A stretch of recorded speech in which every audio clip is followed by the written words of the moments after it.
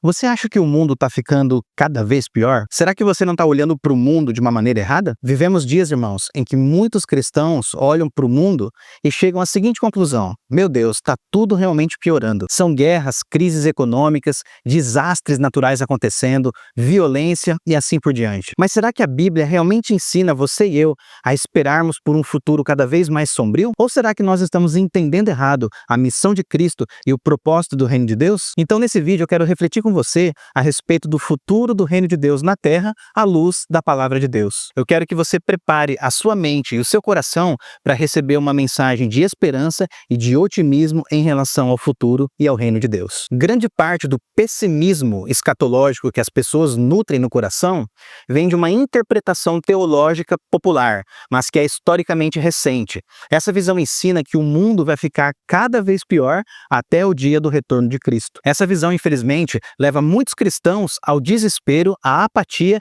e até mesmo a um isolamento cultural. As pessoas se afastam do mundo, se afastam dos problemas do cotidiano, justamente por nutrirem essa concepção equivocada. Mas será que essa postura e essa leitura que elas fazem da realidade tem a ver com a palavra de Deus e de fato honra a soberania de Cristo? Essa mentalidade, irmãos, gera uma postura derrotista nas pessoas. Por que lutar por justiça? Por que investir na educação dos nossos filhos? Por que transformar a cultura se nós acreditamos que tudo vai terminar em caos e desespero? No entanto, a visão otimista da escatologia vitoriosa nos lembra que Deus é soberano sobre toda a história e que o plano de redenção está em curso aqui e agora. A Bíblia apresenta para nós uma perspectiva gloriosa a respeito do futuro. Veja, por exemplo, o que o profeta Isaías escreveu: do aumento do seu governo e da paz não haverá fim. Note que o profeta anuncia aqui um reino que está em constante expansão. E após a sua bendita ressurreição, Jesus disse em Mateus 28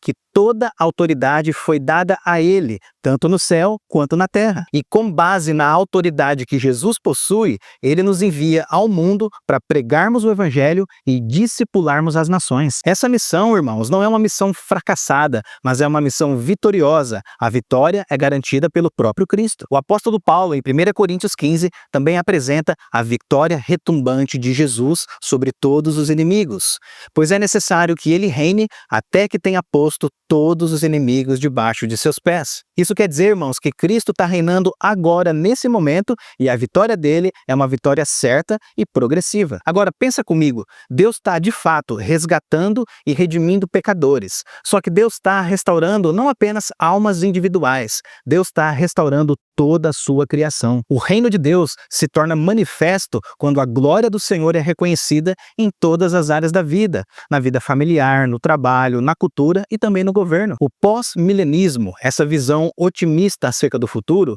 sustenta que o evangelho transforma não apenas indivíduos, mas também sociedades inteiras ao longo do tempo. Mas aí algumas pessoas olham para a realidade do mundo e dizem assim: ok, mas quando eu olho para o dia a dia, quando eu olho para os acontecimentos da vida, eu percebo que o mundo parece piorar. Olha só, eu quero deixar claro aqui que é verdade que nós enfrentamos muitas lutas e muitas adversidades no dia a dia da vida cristã, mas nós temos que olhar para a história com uma perspectiva mais ampla e abrangente. Eu quero que você considere os avanços que nós experimentamos nos últimos séculos. Por exemplo, o evangelho foi pregado em quase todas as nações, a escravidão foi abolida em vários lugares graças à influência cristã. Hoje nós temos mais acesso à palavra de Deus do que nunca. Olha só o tanto de Bíblias que nós temos traduzidas em português e também em outros idiomas, e a quantidade de material teológico de qualidade que nós temos disponíveis. Tudo isso é uma prova clara e irrefutável de que o reino de Deus está avançando na história. Agora, o que pensar acerca dos sinais dos tempos?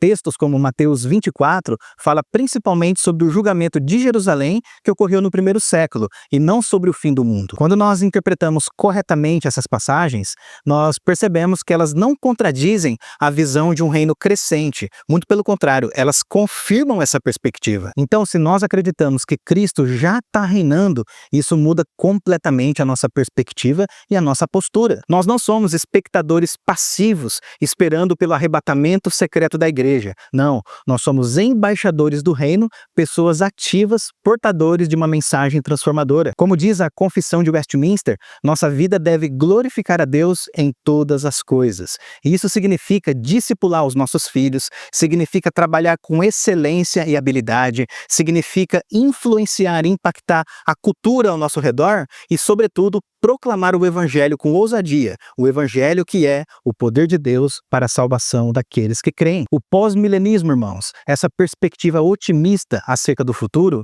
nos dá motivos para trabalhar com excelência, porque nós sabemos que o nosso esforço não é em vão. O reino de Deus avança progressivamente na história e nós fazemos parte disso. Então, eu volto a perguntar para você, será mesmo que o mundo está cada vez pior? E a resposta é não, o mundo não está piorando mais e mais. A verdade é que Cristo está restaurando todas as coisas pelo seu soberano poder. Nós somos chamados a viver e a proclamar essa bendita esperança. Agora eu quero que você escreva aqui nos comentários.